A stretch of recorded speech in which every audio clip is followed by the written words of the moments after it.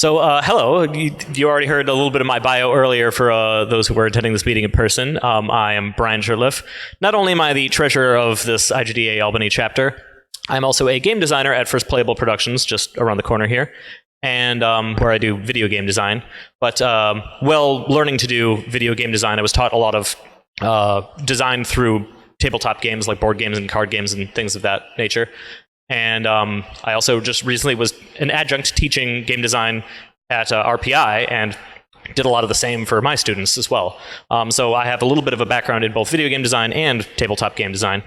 And a while ago, I ended up meeting Rachel, and we were talking about game design because she mentioned she's a game designer, and suggested it would be interesting to have her come and speak for one of these meetings. And then a while later, I ended up discovering the Bard and Baker nights that Taro mentioned. There's the Bard and Baker game designer nights, where local game designers will have people play test their games. And I realized there's kind of a larger community of local tabletop, board and card game designers in this area than I knew about. So I thought it'd be interesting to actually host a panel. Unfortunately, one of our panelists is unfortunately MIA, so we're having a panel of 2 people instead of 3. But going in order from longest bio to shortest. Tao had the longest bio, so we get to skip the longest one. So Rachel Reilly began game design as a hobby in her teenage years. In college, she slowly built a repertoire of game concepts and designs while studying to get her Bachelors of Arts in Sociology. Through many years, she has refined her game design methodology and style. She likes to use theme to hash out new and intuitive game mechanics in each of her games. Her first published game, Flipology, will be available in winter of 2019. In her day job, Rachel saves the world pushing pencils for New York State. In her free time, she can be found cooking up classic American food, reading classic fiction, traveling, and playing lots and lots of games. Updates and more information on Rachel can be found on her website, dog4.games.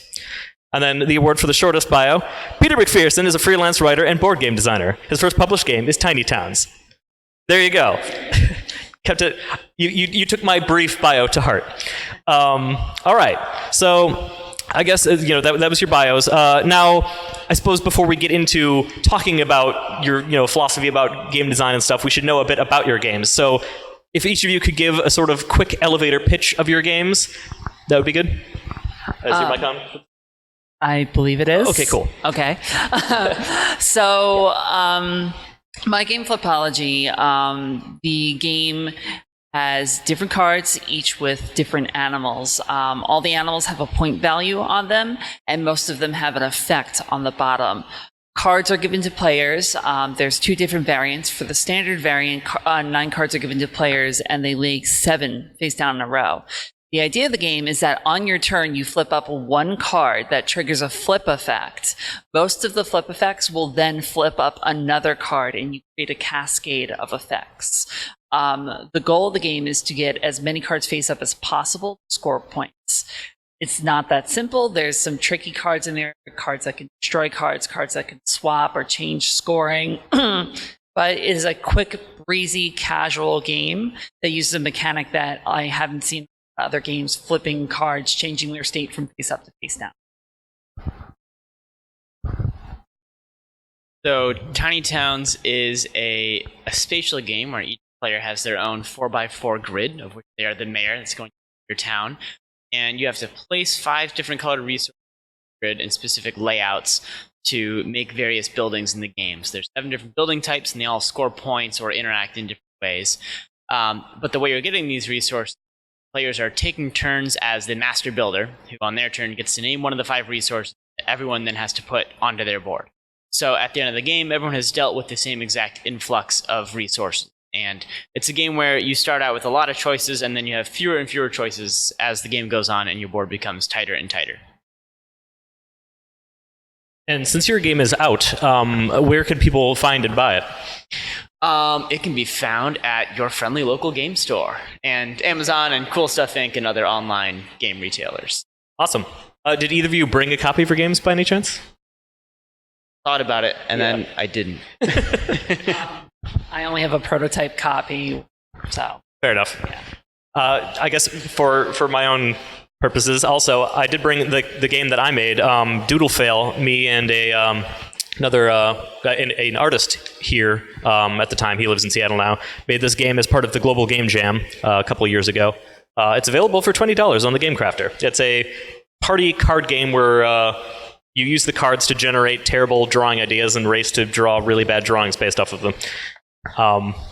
So, next question. Peter, you have a game already out, and you're in the process of getting your game out. So, what has the process of getting a game to market been like? So for me, I took Tiny Towns in its prototype form to PAX Unplugged 2017. And I had researched a few companies beforehand and looked up whatever their preferred method of contacting them was and setting up a pitch. So I had a handful of pitches set up, and most of them went okay. My pitch with AEG went really well. They were really excited about it.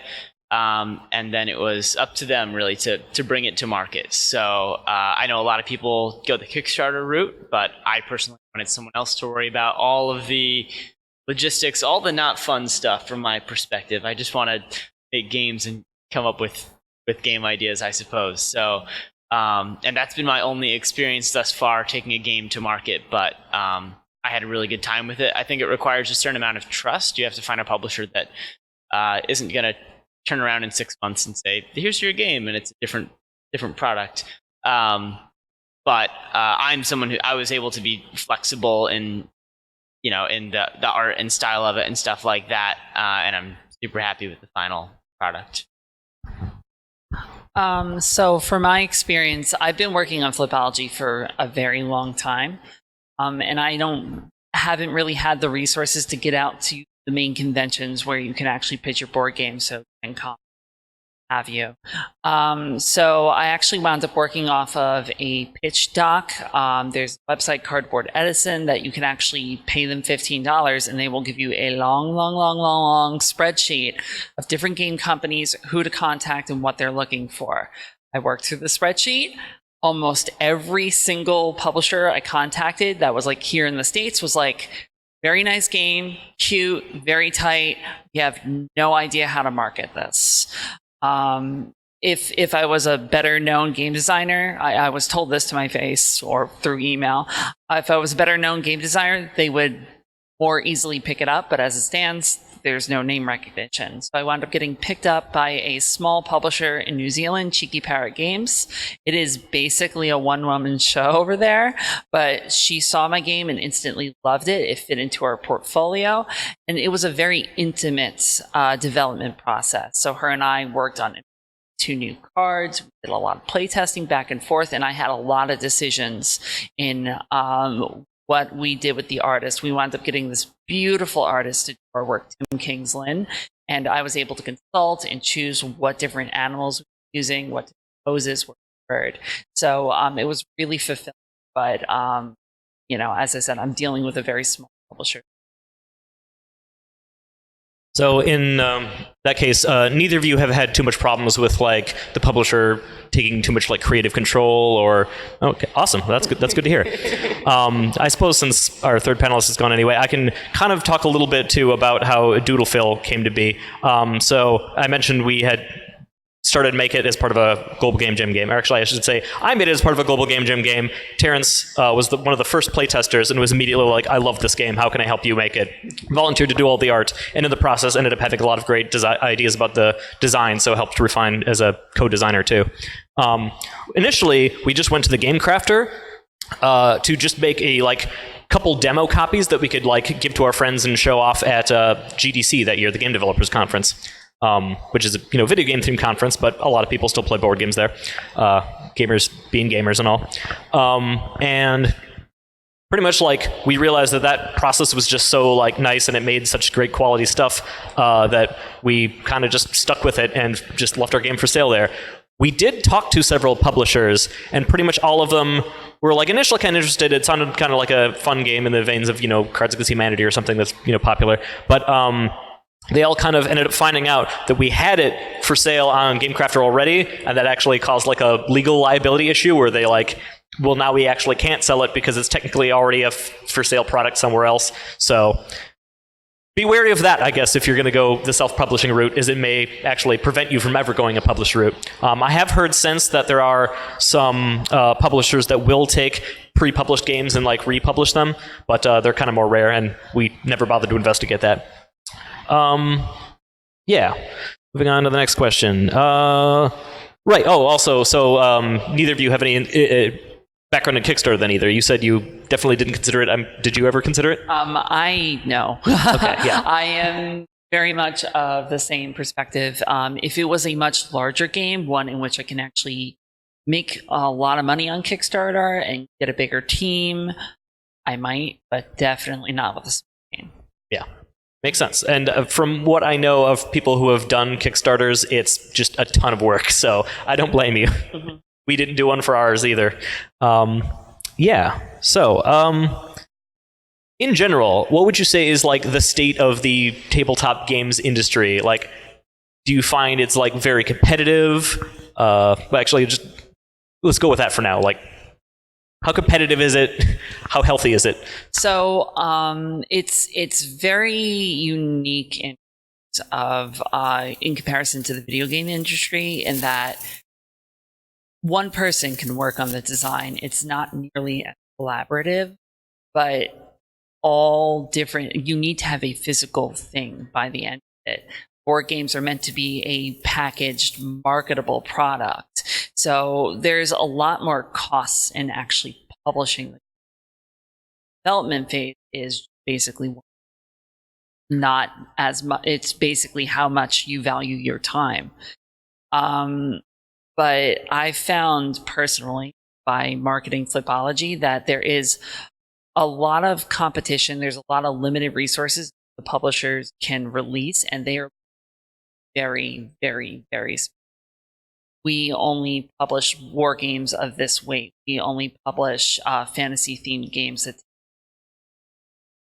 for others. Or in my case, with my publisher, we publish mostly card games that can fit in a small flat box and take 20 minutes to learn, in ages 8 and older. So I would say, just from I guess what I've heard and sensed in the world of Twitter board games and whatnot, I know a lot of publishers are scared about the current state of the industry and feel like there's just too much of an influx of games right now, and we need to scale back. Because somewhere between 3,000 and 5,000 board games come out every year, and there aren't 3,000 to 5,000 popular board games every year. So I know a lot of publishers are talking about scaling back, and then therefore it's harder for voices to get in, just because there's, in that sense, it's more competitive, I suppose. But as far as competition between designers, I've never encountered that personally, and I found the design community to be very supportive. It's never felt like anyone's competing with each other, mostly because there are just so many ideas to be had, and so few of them are in direct competition. And so many designers will go out of their way to try to get a friend's design out there and connect them with publishers. So I don't know if the board game community would ever feel the effects of that crunch, and I don't think things will ever get cutthroat among designers, which is great. Cool. So, given all that, do you think it's possible to make a living off of doing tabletop games, or is it purely just like passion projects that you sell on the side and just to get it out there and have a released product, but not something sustainable for you could pay for your rent, that sort of thing? I think you would need to have several games on the market at once. I think it was PC Petty III, who's a designer, who said that he would need to have 5 games currently on the market selling well at once for that to be did. So I would love to someday reach that point. That would be great. Another route to do it is win the star and your game sells 1,000 copies in Germany. Then you can make it work. But it's pretty hard because I don't think there's a ton of money being made, and designers get a small slice of the pie. But I think it's a fair slice of the pie for all the risks publishers take. So there are other jobs in tabletop industry, whether it's graphic design or writing or development, as in being the developer of a game who hones it and balances it and whatnot. I think that's more possible full time working on board games than a board game design. Maybe that'll change someday. I fully agree with Peter on this point. I wish I could a full-time job designing board games, but I don't know. I don't see it being realistic. I would like to build a career off of board games, but it would have to offering consulting, game balance, coordinating, publisher, acting. The only way I can see individual person right out of the gate making money off of board games for a living would be if you published a tabletop game that went off really well, or a game that lends itself to expandability. I can see a few projects that would work that way, but they need a publisher to risk. I realistically don't see a lot of money off a board until portfolio of anywhere from 5 to. Yeah, that definitely makes sense and kind of fits with my understanding of things. I think I remember, I don't actually know, I've checked very recently how many sales have been on Doodle Fail, but I know it, as far as I know, it's been less than 100, and yet we're already listed on GameCrafters like silver medal for like sales, so I guess no one's really selling that many copies of anything on GameCrafter. But maybe I might be wrong and we've sold a lot more copies than I know of, but yeah. Anyway, so more of the meat of your design process now. How do you approach your design? So in your bio, you mentioned you explore theme a lot, and the panelist who isn't here specifically mentioned that he tries to go for like extreme amounts of asymmetry in his designs. So I guess talk a little bit about your design philosophy when making games. So for me, there needs to be separation of and gameplay. If that doesn't exist, then there's no reason. The thing about board games in particular is that your rule set is going to be more intimately in the hands of the player than it would be in a video game. You can cover up the fundamental rules of a video game, graphics and story and theme and sound. You can try and do that with a board game, but the person still needs to know.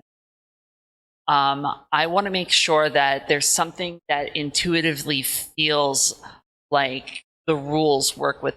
Like when I was making Flipology, I tried to have some type of logic in this is how an animal acts. So, for example, a snake goes in between the row and flips up another card. Meanwhile, a monkey is very, very silly and has 2 hands, so it can flip up 2 different cards. I do like also designing a game based off of a set or a fun little quirk of a component. So I do have a game that I'm workshopping that plays off of the fact that if you have a set of dice, D4, D6, D8, that the lower numbers are going to be more common in that set. And I started to develop a game based off of that and like put the theme to that idea. But if you don't have the theme married with the mechanics in any way, shape, or form, the game sometimes feels a little hollow unless it has something else to engage the player with. So I would say, I guess I'm probably a mechanics first designer, but I always have a theme in mind when I first come up with an idea.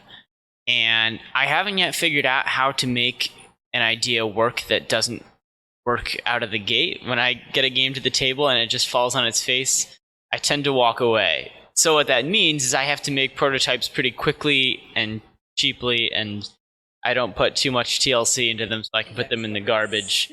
Yes, index cards. I swear by the Rite Aid index cards, which I cut in half and it makes a little card, and that's basically where every prototype I've made has started.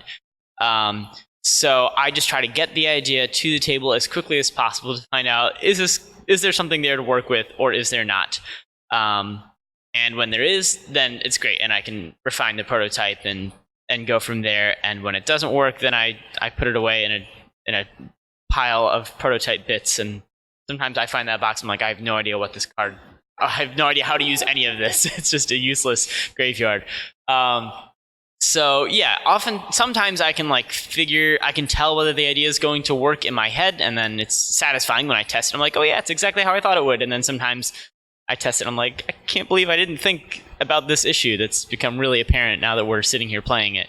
But I always try to test games I test games on my own before I show them to other people, so I don't have to make my friends suffer too much. But I'm very playtest oriented. I can only solo playtest so much. I'm pretty lousy at solo playtesting, really. But I really try to focus on what the player experiences, what decisions they're being faced with. And if I had people to playtest every single day, I could make games so much faster. But I'm happy to get a playtest in every 2 weeks with most of my prototypes. Yeah, in general, there's the design maxim of fail faster, of you want to, just quickly make prototypes and see how they fail and, work from there and abandon ones that don't work and stuff like that. I guess that leads to actually, a small tangent to one thing you said. A bit of advice from my mentor early on for game design was... it's useful for even people like studying video game design to study board games, because board games are game design laid bare. They can't hide behind graphics or fancy systems or anything. It's just the game design in its purest form, particularly when you're just reading the instructions to a game, for example, of a board game rather. But yeah, to your comment of abandoning game prototypes and things like that, and going through a lot of prototypes and playtesting things. For both of you, how many games have you made in general? You're both on, your first published one, but I'm assuming you've made games before that. So approximately how many games have you gone through? Many. I'm going to say that Flipology was actually my fourth game, which is very shocking considering how many games a lot of people go through. It was just so light and simple. It kept floating to the top whenever I wanted to work on something. But in my prototype graveyard, there's probably at least 10 to 15 different games that are kind of they either have a rule set or components. Rarely ever both. I do fully intend to pick up one or two of those again if things slow down. But as I grow as a game designer, I realize what is exceptional when you make a game actually be marketable. So, yeah, you need to get at least 5 prototypes in, I'd say. I'm probably at about the same point. Tiny Towns is probably about my 4th prototype that I actually played. There were others that I made and stared at, and I don't know why nothing ever came of them. And since Tiny Towns, I've made prototypes that have not yet been played and are just sitting there staring at me.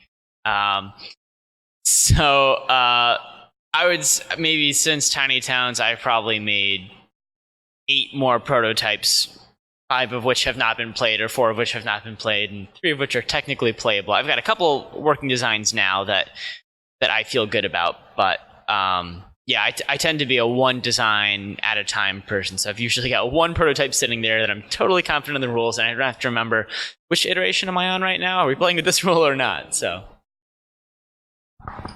All right, so this conversation has also led to a great segue to talking about tools, materials, because you mentioned the index cards, and just in general having a graveyard of old prototypes that you raid for additional components sometimes. So pretty much every game designer I know, even video game designers, but particularly people who do tabletop designs, have a sort of bag or box of some kind full of various materials, things to be tokens and cards, index cards, tons of them, that sort of thing.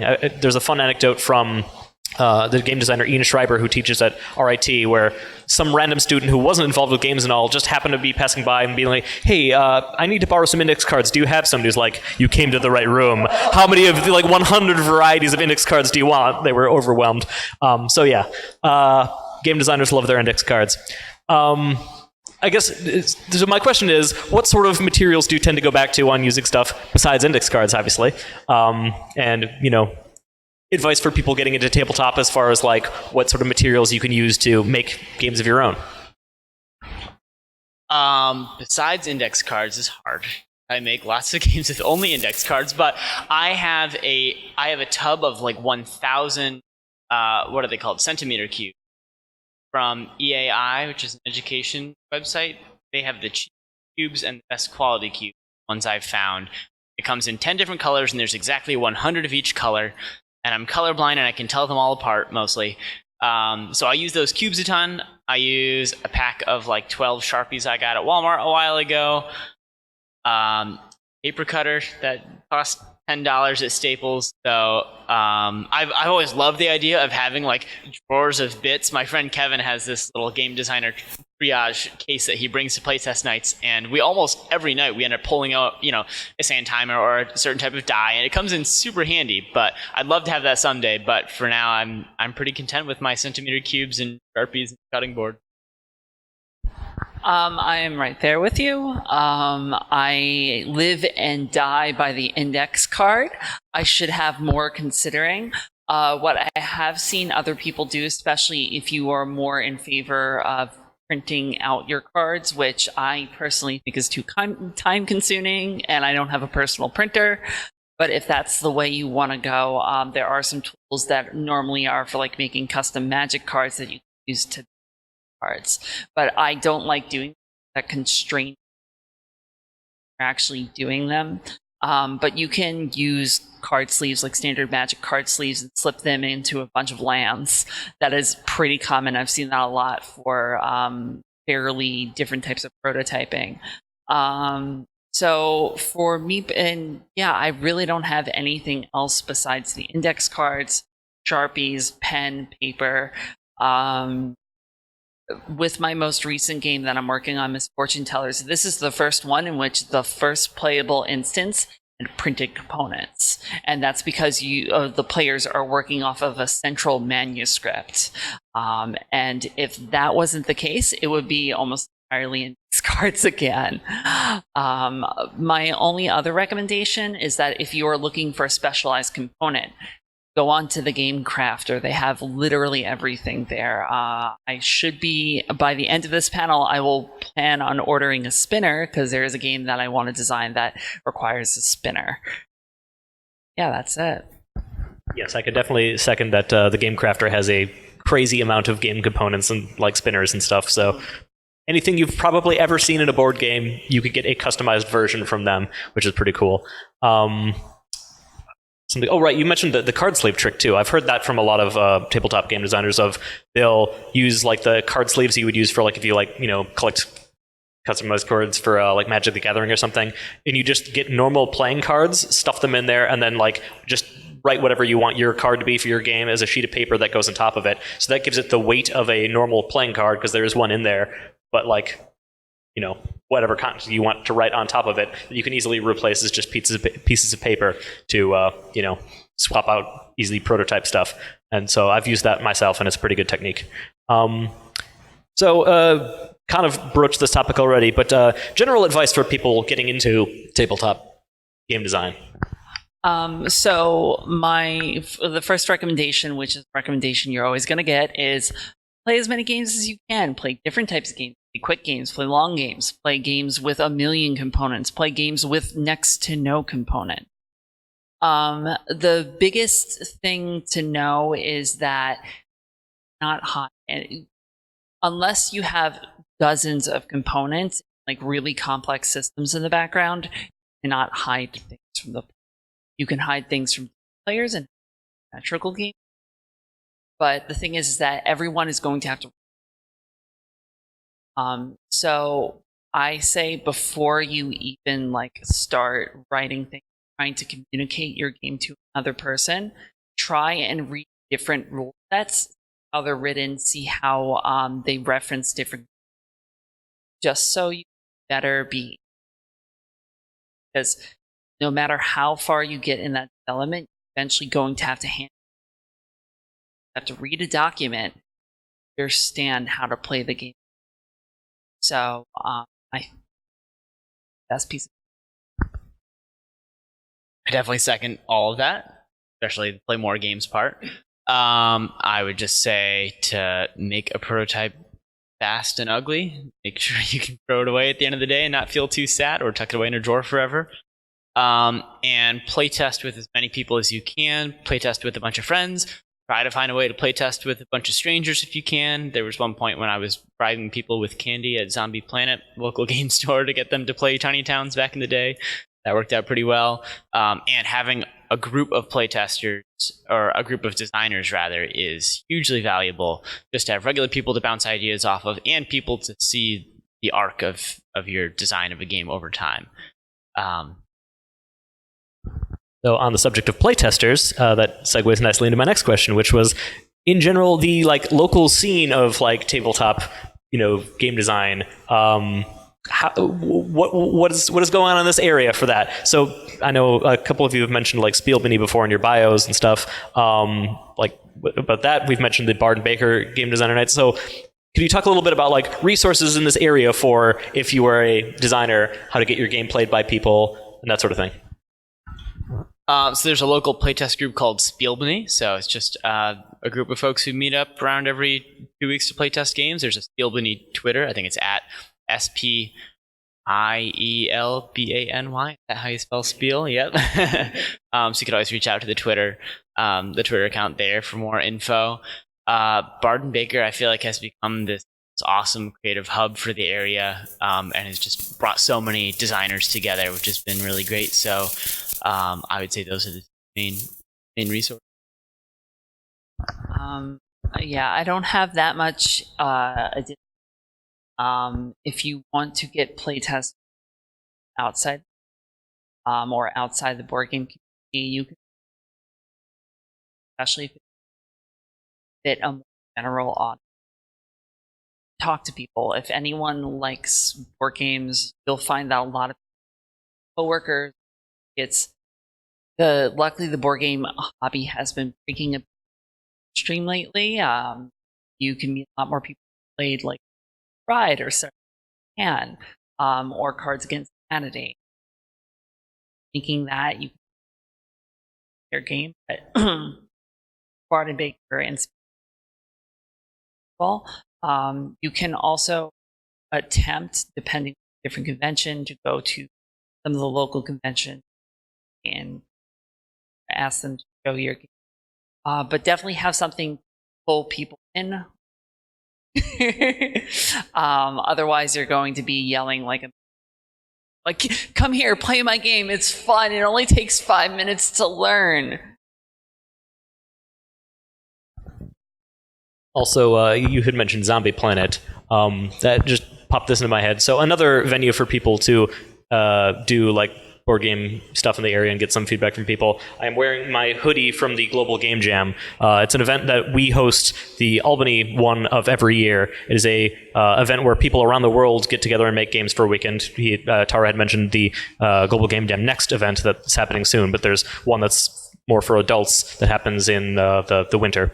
And they totally allow and even somewhat encourage board games and card games submissions instead of just video games. So that might be another opportunity if you want to get your foot into trying to make a tabletop game of some kind. That might be a great way to do it because it's pretty low commitment. It's just a weekend. And the reason that pops Zombie Planet in my head is 1 year they donated like a whole bunch of just like random board game supply parts, like a whole bunch of like discontinued like playing cards that people could stuff in card sleeves, a bunch of dice, a bunch of like little chit token things and stuff like that. So stores like Zombie Planet can be a great resource as well for like random game components. It's just a little bit pricier than just doing the very cheap index cards method. So that was in my head. As far as the last question I had about the local scene, approximately from like what you know of like Spielbany and like the Bard and Baker nights, how many people in this area are doing tabletop games? Do you know? It's hard for me to say. I just recently actually got hooked into other local game designers, but it seems to be growing. I know probably at least 20 individual people that are working, but I do know that people in the local colleges are working on it. But I honestly think it is getting I could see us having nearly 100 people eventually. That sounds about right. Yeah. I wish it were thousands, but probably 100 people actively. Oh, that's awesome. Yeah. One little note I had written to myself, I think there was like a great transition point, so I kept going along. But back to talking about publishers, this wasn't the case for either of you, but I have known from talking to other people who do like tabletop game stuff and working with publishers. One situation you can also end up in is publishers that like you pitch your game to them, and they will say, this game is great, but the current like theme you have doesn't match like what we're going for with our like current portfolio for this year. Would you mind like reskinning it to be about zombies instead? Because we need a zombie game this year. So like if you were making games, you might want to be open to, don't get married to a specific theme because it might make it more easily able to be published if it happens to mechanically fit with something that a publisher needs, but if they have the freedom to change the theme, that might work out. So something to keep in mind. That's pretty much all the questions I had written down. So I guess by this point, if anyone from the audience has questions they want to ask.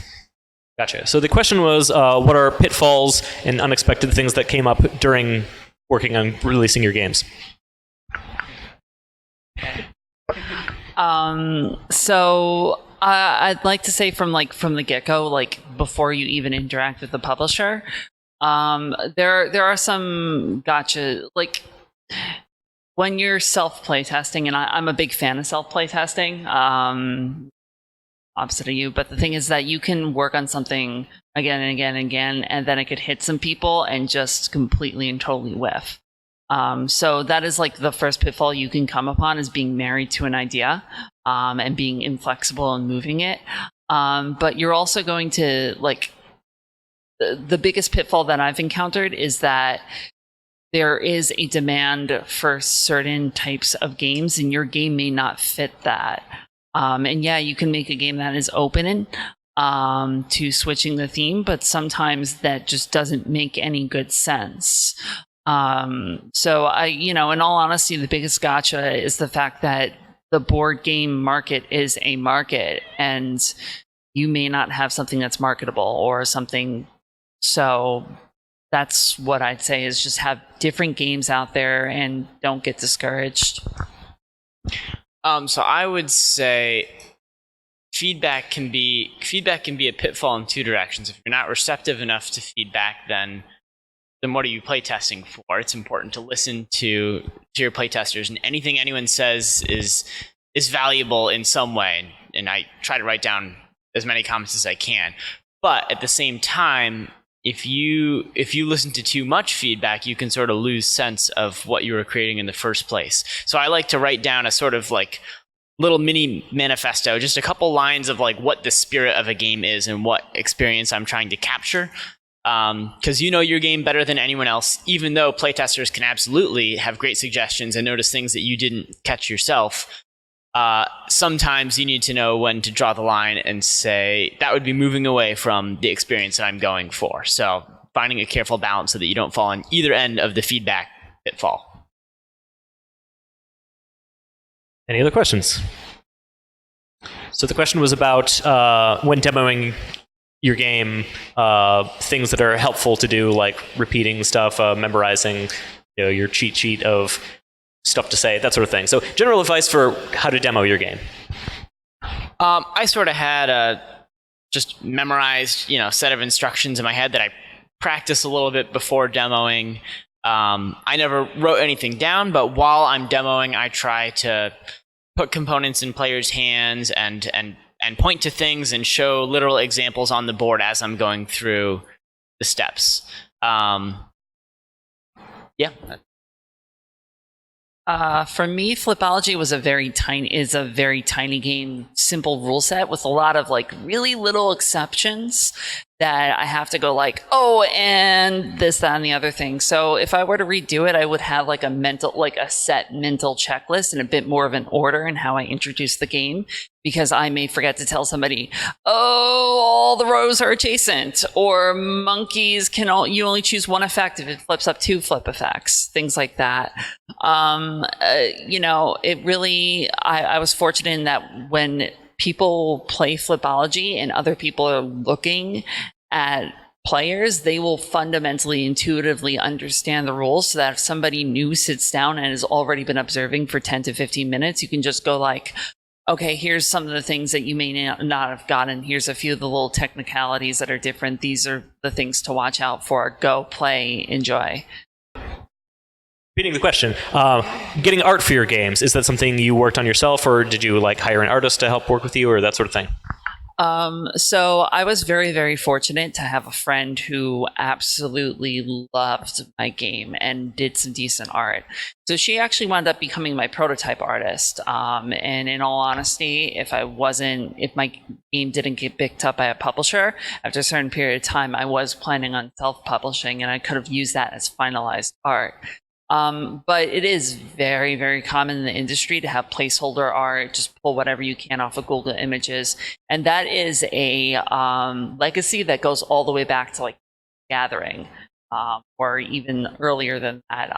One of my favorite, there's this essay in a supplement to a textbook called Rules of Play that is about the introduction and design of Magic the Gathering. It's written by Richard Garfield. It's brilliant. I recommend anyone who's interested in game design read it. But there's an anecdote in there that says we basically took a bunch of like fan magazines from Star Trek and like different fantasy stuff and just cut them up and used them for different art pieces of art for our first draft of Magic the Gathering. And I think that's brilliant. Just to echo that point, borrowing, stealing, taking, however you want to look at it, art is a thing I didn't know was allowed when I was first making my prototype. So now that I know it's allowed, it's just opened up this whole world of I can just search the internet for images and take them, because I'm not trying to sell them. If you're pitching to publishers, you can just use whatever art you want that you think is going to represent your game well, and then the publisher is going to redo the art anyway, most likely. So, and I also was lucky enough to have a friend who did some prototype artwork for Tiny Towns, for which I'm super grateful, even though in the future I will probably just borrow my art. But yes, it helps to have a friend who's willing to do a couple sketches, especially if you have something super specific in mind. But I definitely recommend against paying probably any money at all for your prototype artwork, because the publisher is absolutely going to want to hire their own artist and apply their own art. As we said before, the theme might change. And sometimes I think a game with art that is too good, in a way, too polished, can scare away publishers, because they'll see that and say, oh, this designer is really invested in this. Really, they'll think you're going to be too rooted in the idea. So. If you are planning on self-publishing or otherwise doing it yourself, you can use a lot of public domain images. I've actually done that for my most recent game, which I published as part of a game now. I used images from the Library of Congress, the National Institute of History. They all have really neat public domain images that kind of like capture a certain time period. Also, NASA. I'm planning a space-themed game, and I might be able to self-publish because I can use almost all the artwork from NASA. Awesome. Taro, what was your question? Do either of you make video games? I've worked on video games before as part of a game jam. I've always wanted to do video games, and every now and again I do flirt with the idea of video game development, and then I'm like, oh, forget this. I can design a board game quicker and better. But from what I can tell, what I said towards the beginning of the panel is that with board games, you're naked there. Your rule set's right there out there for people to see. And designing a board game is more empowering because I don't have to worry about working with a certain engine or certain technical limitations. If I can make it with paper, whatever standard components that already exists, I can take anything from my mind and project it out to page. As someone who does both, yeah, I think I would agree with that answer entirely. I also actually originally had a question for Tao, because Tao used to work at First Playable with me. He wasn't a designer, he was a programmer, but I figured it was enough of a connection to be like, from your experience of being in the game industry, video game industry rather, how does it compare? But so it's good that question came up as a, general Q&A question now. Any other questions? That's a good one. Most common complaint on your games?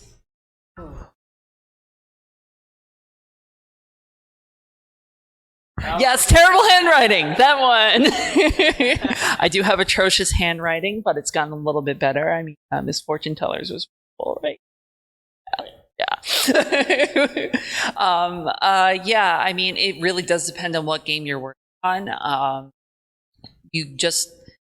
Writing a rule set is different from explaining how to play a board game. So you may have and you try and teach somebody the game for the first time and you it up, but you do that for something published. Yeah, I've just gotten, oh, you didn't explain that. Yep. I would say people often complain that my games are punishing, and sometimes they're right, and other times it's on purpose. That's a good question. So the question was, since board games tend to be a lot more multiplayer focused, but also don't benefit from stuff video games have, like matchmaker systems, how do you deal with players of different skill levels and that sort of thing in a tabletop game? Most of the games I've made, I now realize, are games where each player has their own something that they're working on, whether it's their town, or I'm making a newspaper game right now where everyone is filling up the front page of their newspaper. So everyone is solving their own little puzzle and then interacting semi-indirectly in some other way. So with Tiny Towns, for example, you can have a parent playing against their 7-year-old kid, and the parent can really struggle because each player is solving their own puzzle, but they're still affecting each other, just not in any direct way, not attacking each other or anything like that. So I've solved it by probably largely avoiding it and just sort of sequestering the players and giving them their own puzzles to solve with that slight element of interaction.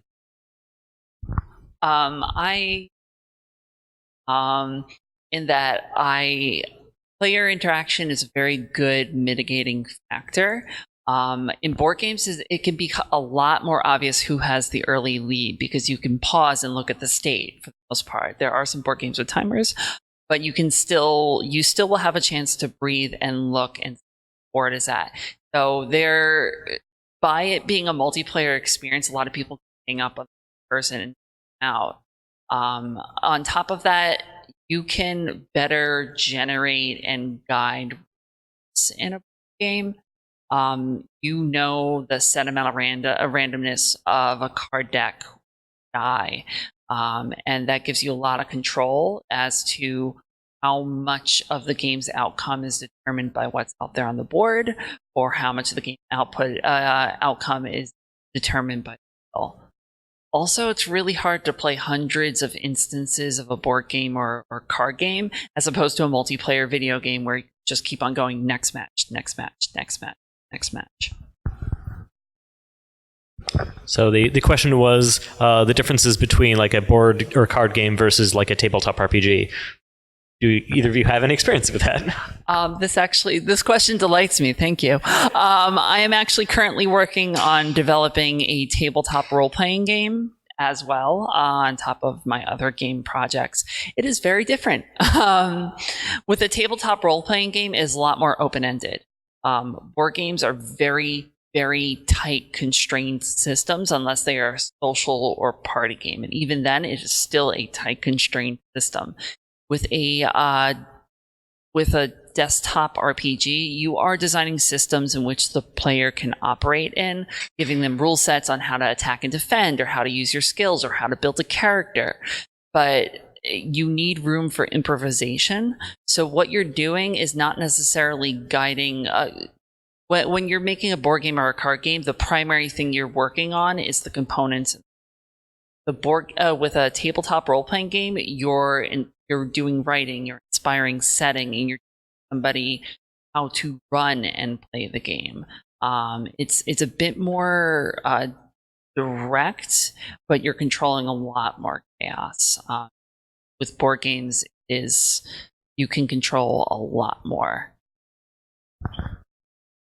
Yeah, I have a little bit of experience doing both, and that is a pretty perfect answer for that. I've never finished a tabletop RPG system. I've started 2 of them, but Yeah, it's a lot more creating tools for players to improv around rather than making like a full system in it itself. It's interesting, and unfortunately, that would have been a fantastic question for Tao if he had made it, because he made is working on a tabletop RPG based around his board game Sidereal Confluence. So he would be a great person to bounce off the differences between the board game version and the tabletop RPG. But any other questions? Feature creep. How do you deal with feature creep with a tabletop game? All right, so it's the... Yes. Yeah, it's definitely, I think, a lot worse for video games because it's like whole teams in that case, where with a tabletop, it's usually, just you and your designs on paper hashing it out. So I think it comes up a lot less. But feature creep is generally like having like, ooh, this would be a cool idea. Let me add this to the game too. And like you keep building up the game in scope until like it becomes this unwieldy mess. And so how do you prevent that from happening? That is experience. A lot of my earlier games are big bloated monsters because I wanted to have so many different things that I could tweak and make fun and tie into the setting. And sometimes you just got to go like, sometimes a character is a character. Literally, they are just artwork. They don't affect like 5 other things. Literally, the items that you are working on, like the items you have in your hand, they don't need to have 4 effects. They could all just have 1. So it does come from experience. Sometimes if a game is too bloated or would be bloated to execute, you may just have to drop the thing on the ground and just start over. Luckily, with board games and card games, it's a lot easier to just drop the entire thing and start over, I find. I definitely start as simple as possible. I make pretty simple games to begin with. So it's almost like I start with like a base coat. I just as few mechanics and moving parts as I can at the beginning, and then I add things slowly. I know there are many designers, board game designers, who work the exact opposite way of throw in everything at once and then take things out and find the problem, but I find it easier personally to identify the problem when I just added this thing and suddenly the whole ship is sinking, and I'm like, okay, let's take that out again and see if that fixes the problem. So, as much as I enjoy games with tons of things going on, like Feast for Odin, I have no idea how those games are made and how you could ever make a game with that many options and things going on. I'd love to someday, but for now, I start small and then slowly just add one ingredient after the next. Yeah, there's definitely different philosophies of design of being subtractive and like cut stuff down versus additive and like building stuff up. And they're both valid and people work in their own way that works for them. But I can definitely see the appeal of, I tend to like simpler games too. So definitely there's an appeal to being able to just add something, play test it, see what that does, and like quickly realize like, oh, that just breaks everything in the game. And then you could either choose to add something else to fix that or just remove it. But that gives you a lot of flexibility, whereas those more complicated games can definitely, it's hard to know which element to remove to get the effect you want. All right, if we have no other questions, we are already over like 30 minutes, which is great. So, thanks for coming, and hope you enjoyed it.